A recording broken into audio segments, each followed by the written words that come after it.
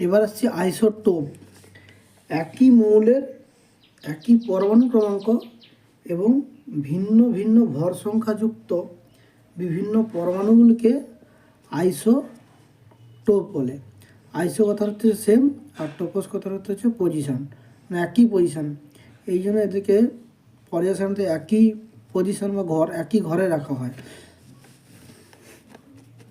যেমন হাইড্রোজেনের 3টি আইসোটোপ: সাধারণ হাইড্রোজেন বা প্রোটিয়াম H11, H-ডয়টেরিয়াম H12 এবং ট্রিটিয়াম H13। যেমন ক্লোরিনের 2টি আইসোটোপ 17 CL 35, 17 CL 37। 17 হচ্ছে পরমাণু ক্রমাঙ্ক, 37 হচ্ছে